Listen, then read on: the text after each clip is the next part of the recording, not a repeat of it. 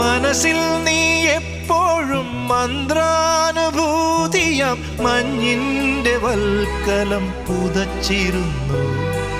തുടിയായി ഞാൻ ഉണരുമ്പോൾ ഇടനെഞ്ചിൽ നീ എന്നും ഒരു രുദ്രതാളമായി ചേർന്നിരുന്നു. താണ്ഡവമാടും മനസ്സിലെ ഇരുളിൽ ഓർമ്മകൾ എഴുതും തരള നിലാവേ. വിട പറയും പ്രിയ സഖിയുടെ മൗന നൊമ്പരങ്ങൾ അറിയൂ.